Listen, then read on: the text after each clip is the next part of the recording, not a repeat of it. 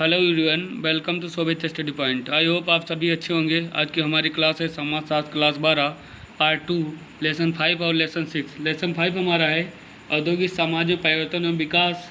Lesson 6 हमारा है भूमंडलीकरण और सामाजिक परिवर्तन। इन दोनों लेसनों में महत्वपूर्ण परीक्षा के लिए जो बहुविकल्पीय क्वेश्चन दिए गए हैं उन क्वेश्चनों को एकदम शॉर्ट करके जो आपके परीक्षा में बहुत ज़्यादा महत्वपूर्ण है उन क्वेश्चनों को हम लोग लेके आए हैं। इसमें हमारा पहला क्वेश्चन है औद्योगिकरण का सामाजिक प्रभाव। औद्योगिकरण से हमारे समाज पर क्या प्रभाव पड़ता है। पहला ऑप्शन है सामाजिक मूल्यों के नए प्रतिमान, सामाजिक जो मूल्य है उनमें नए प्रतिमान लाना है। दूसरा ऑप्शन है हमारा नवीन दृष्टिकोण और मनोवृत्तियों का विकास, यानी नए दृष्टिकोण एवं मनोवृत्तियाँ जो हमारे हैं उनका विकास होता है। तीसरा ऑप्शन है जाति व्यवस्था में शिथिलता। औद्योगिकरण से सामाजिक प्रभाव पर क्या प्रभाव है, तो जात व्यवस्था में शिथिलता ने जात व्यवस्था धीरे धीरे एकदम शून्य के समान एकदम खत्म ही हो जाती है। औद्योगिकरण के कारण औद्योगिकरण से प्रभाव पड़ता है, जात व्यवस्था एकदम शिथिल हो जाती है। और चौथा ऑप्शन है हमारा उक्त सभी। तो इसलिए हमारे तीनों जो है ऑप्शन दिए गए हैं ये औद्योगिकरण के सामाजिक प्रभाव, इसलिए हमारा चौथा ऑप्शन जो दिया गया उक्त सभी, ये हमारा आंसर सही होगा। क्वेश्चन नंबर हमारा 2 है औद्योगिकरण का आर्थिक जीवन पर प्रभाव पड़ता है। पहला ऑप्शन है विशेषज्ञों का प्रादुर्भाव, यानी कि विशेषज्ञों पर प्रभाव पड़ता है। दूसरा ऑप्शन है आपसी लागत एवं संघर्ष में वृद्धि होती है। औद्योगिकरण से आर्थिक प्रभाव सबसे बड़ा प्रभाव ये भी होता है आपसी जो तनाव है, आपसी तनाव एवं संघर्ष में वृद्धि होती है। आपस में तनाव बढ़ेगा जहाँ औद्योगिकरण होगा और संघर्ष भी होने लगता है कि एक कारखाने दूसरे कारखाने के प्रति संघर्ष भी होने लगता है, वृद्धि होती रहती है। और तीसरा ऑप्शन है उत्पादन व्यवस्था परिवर्तित होती है, यानी उत्पादन व्यवस्था पहले जो कुछ कारखाने हमारे हैं जो कुटीर उद्योग थे, हाथों से कार्य हुआ करता था, अब धीरे धीरे वहाँ पे मशीनें आ गई हैं तो उत्पादन व्यवस्था जो है धीरे धीरे बहुत ज़्यादा ही परिवर्तित हो गई है, अब विदेशों तक माल जाने लगा है। और चौथा ऑप्शन है उक्त सभी। तो इसमें हमारे तीनों ऑप्शन जो सही है, इसलिए चौथा ऑप्शन जो दिया गया उक्त सभी, ये हमारा आंसर सही होगा। क्वेश्चन नंबर हमारा 3 है निम्न में से कौन सा कारक औद्योगिकरण में सहायक है। पहला ऑप्शन है प्राकृतिक साधनों की प्रचुरता, प्रकृति के साधनों की प्रचुरता है। दूसरा ऑप्शन है सरकार का व्यापक दृष्टिकोण, यानी सरकार का जो है व्यापक दृष्टिकोण होता है। तीसरा ऑप्शन है जनता का वैज्ञानिक दृष्टिकोण, जनता का जो है वैज्ञानिक दृष्टिकोण है। चौथा ऑप्शन है उक्त सभी। तो निम्न में से कौन सा कारक औद्योगिकरण में सहायक है, तीनों कारक सहायक हैं, इसलिए चौथा जो ऑप्शन दिया गया उक्त सभी, ये हमारा आंसर सही होगा। क्वेश्चन नंबर हमारा 4 है औद्योगिकरण से लाभ। तो पहला ऑप्शन जो दिया गया है राष्ट्र आत्मनिर्भर बनता है। औद्योगिकरण से सबसे बड़ा लाभ ये भी है कि राष्ट्र जो है आत्मनिर्भर बनता है। जहाँ पे जिस स्थान पे औद्योगिकरण अनेक कंपनियां आकर बसती हैं वहाँ पर लोग कार्य करते हैं और वो आत्मनिर्भर बनते हैं, यानी खुद अपने देश की जो वस्तुएं हैं और जो चाहिए आवश्यकता है उनको पूरा करते हैं, इसलिए राष्ट्र आत्मनिर्भर बनता है। दूसरा ऑप्शन है अंधविश्वासों का अंत होता है। अंधविश्वास जो है उनका भी अंत होता है। पहले जहाँ गाँव में देख लीजिए बहुत सारे अंधविश्वास हैं, वहाँ पे आके कोई भी कंपनी अगर बस जा रही है और धीरे धीरे वहाँ पे औद्योगिकरण होता जा रहा है, धीरे धीरे नगरीकरण औद्योगिकरण होता जा रहा है, तो वहाँ अंधविश्वास बिल्कुल एकदम खत्म हो जाएगा।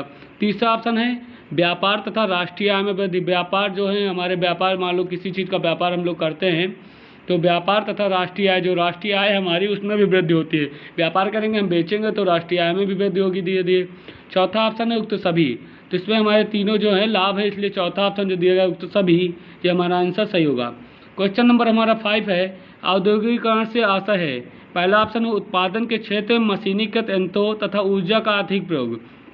औद्योगिकरण से हमारा क्या आशा है, तो उत्पादन के क्षेत्र, जहाँ पे उत्पादन के क्षेत्र हैं, मशीनीकृत यंत्र हैं, वहाँ पे ऊर्जा विद्युत जो है बहुत ज़्यादा उपयोग होता है, क्योंकि वहाँ पे मशीनरी सामान्य रहती हैं और उत्पादन करना है तो वहाँ पे बिजली की व्यवस्था होनी चाहिए, इसलिए ऊर्जा का वहाँ पे अधिक प्रयोग होता है।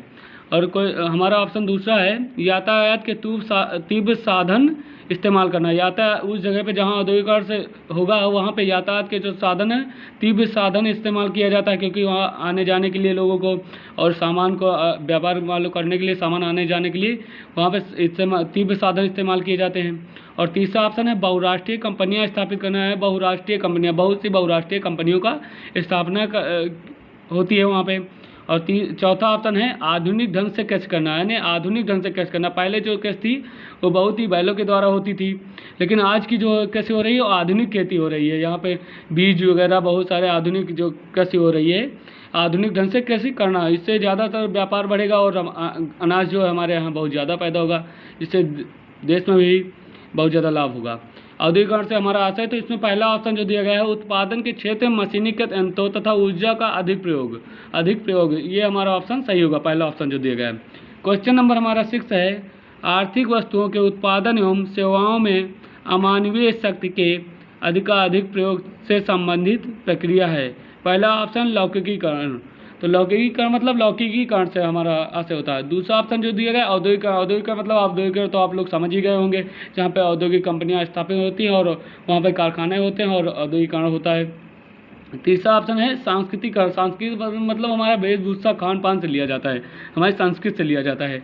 और चौथा ऑप्शन है नागरिकरण, औद्योगिकरण और नागरिकरण दोनों एक दूसरे के पूरक है, क्योंकि जहाँ पे नागरिकरण होगा औद्योगिकरण होगा, वहाँ नागरिकरण होता है, वहाँ जहाँ कुछ भी ना हो वहाँ पे औद्योगिकरण होने लगे तो वहाँ धीरे धीरे लोग बसेंगे तो नागरिकरण हो ही जाता है। तो इसलिए हमारा जो है क्वेश्चन क्या कर रहा है आर्थिक वस्तुओं के उत्पादन एवं सेवाओं में अमानवीय शक्ति के अधिकाधिक प्रयोग से संबंधित प्रक्रिया है। तो इसमें जो दूसरा ऑप्शन दिया गया औद्योगिकरण, ये हमारा आंसर सही होगा। क्वेश्चन नंबर हमारा 7 है उदारीकरण से रोजगार के क्षेत्र पर प्रभाव पड़ा है। पहला ऑप्शन है सरकारी कंपनियों में असुरक्षा की भावना विकसित हुई है, जो सरकारी कंपनियां हैं उनमें असुरक्षा की भावना विकसित हो गई है धीरे धीरे। उदारीकरण से रोजगार के क्षेत्र पर क्या प्रभाव पड़ा है, तो सरकारी कंपनियों पर असुरक्षा की भावना विकसित हो गई है। और दूसरा ऑप्शन है कंपनियों में स्थायी कर्मचारियों की संख्या घट रही है, जो कंपनियां हैं वहाँ पे स्थायी जो कर्मचारी हैं उनकी धीरे धीरे संख्या घटती जा रही है। और तीसरा ऑप्शन है बहुराष्ट्रीय कंपनियों का बोलबाला हो गया, जो बहुराष्ट्रीय कंपनियां हैं उनका भी बोलबाला हो गया। चौथा ऑप्शन है उक्त सभी।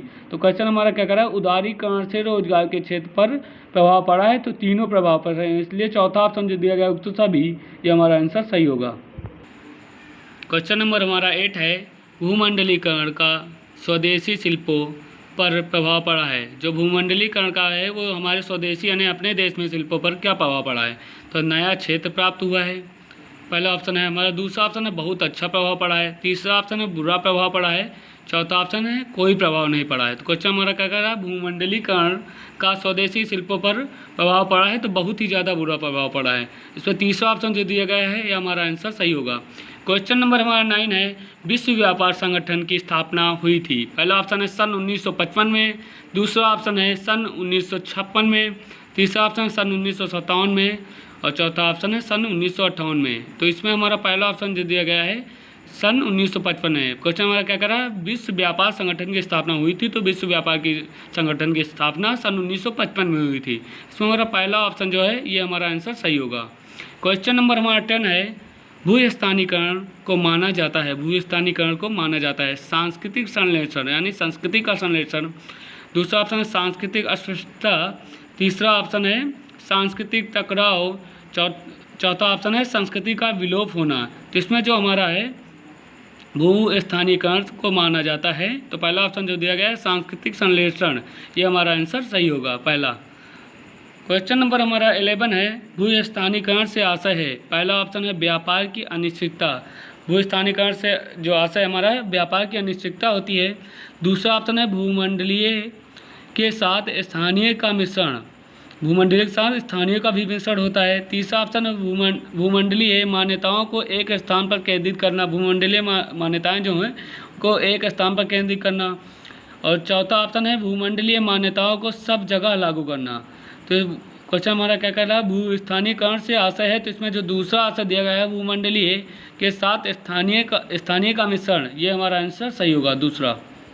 क्वेश्चन नंबर हमारा 12 है भूमंडलीकरण से हमारी संस्कृति को, पहला ऑप्शन है विकृत कर दिया है, पहला ऑप्शन जो हमारा विकृत कर दिया है। दूसरा ऑप्शन है कोई प्रभाव नहीं डाला, तीसरा ऑप्शन है संकीर्ण बना दिया, चौथा ऑप्शन है कूपमंडूकता से मुक्त किया है। तो क्वेश्चन हमारा क्या कर रहा है भूमंडलीकरण से हमारा संस्कृति को, तो इसमें चौथा ऑप्शन जो दिया गया है कूपमंडूकता से मुक्त किया है, ये हमारा आंसर सही होगा।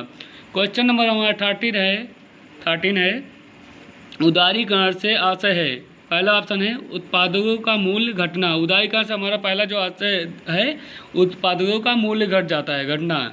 और दूसरा ऑप्शन है नियंत्रित अर्थव्यवस्था के अनावश्यक प्रतिबंध हटाना, नियंत्रित जो अर्थव्यवस्था है हमारी उस पर अनावश्यक प्रतिबंध हटा दिए जाते हैं। और तीसरा ऑप्शन है उदारता से ऋण माफ़ करना, उदारता से ऋण भी माफ़ कर दिया जाता है। और चौथा ऑप्शन है उदारता से ऋण देना। तो उदारीकरण से आशय हमारा जो है नियंत्रित अर्थव्यवस्था के अनावश्यक प्रतिबंध हटाना। ये दूसरा ऑप्शन जो दिया गया है ये हमारा सही आंसर होगा। क्वेश्चन नंबर 14 है भूमंडलीकरण से आशय है, पहला ऑप्शन है विश्व के सभी राष्ट्रों में भ्रमण संभव होना। भूमंडलीकरण से जो आशय है विश्व के सभी राष्ट्र जो है उसमें भूमंडलीय जो भ्रमण है वो संभव हो जाता है। दूसरा ऑप्शन है विश्व के सभी राष्ट्रों में ज्ञान तकनीक तथा संसाधनों का आदान प्रदान। विश्व के सभी जो राष्ट्र हैं उसमें ज्ञान संगीत तथा तकनीक के जो भूमंडलीकरण के कारण आशय से दान प्रदान और संसाधनों का आदान प्रदान भी हो जाता है। तीसरा ऑप्शन है विश्व के सभी राष्ट्रों में मैत्री और चौथा ऑप्शन है इनमें से कोई नहीं। तो भूमंडलीकरण से आशय है तो दूसरा ऑप्शन जो दिया गया है ये हमारा आंसर सही होगा। क्वेश्चन नंबर 15 है भारत तथा भूमंडलीकरण की नीति को अपनाने का कारण है, पहला ऑप्शन है बहुत बुरा परिणाम है, दूसरा ऑप्शन बहुत अच्छा परिणाम है, तीसरा ऑप्शन है अच्छे तथा बुरे दोनों प्रकार परिणाम है, चौथा ऑप्शन है अज्ञात। तो क्वेश्चन हमारा क्या कह रहा है भारत तथा भूमंडलीकरण की नीति को अपनाने का कारण है, पहला ऑप्शन है बहुत बुरा यानी बहुत बुरा परिणाम भी पड़ता है, और दूसरा ऑप्शन है बहुत अच्छा परिणाम पड़ता है, तीसरा ऑप्शन दिया गया है ये हमारा आंसर सही होगा अच्छे तथा बुरे दोनों प्रकार का परिणाम है। यानी भारत तथा भूमंडलीकरण की नीति पर अपनाने का कारण है तो अच्छे तथा बुरे दोनों प्रकार परिणाम पड़ता है। तीसरा ऑप्शन जो दिया गया है हमारा आंसर सही होगा। वीडियो अच्छी लगी हो तो लाइक कमेंट शेयर जरूर करें।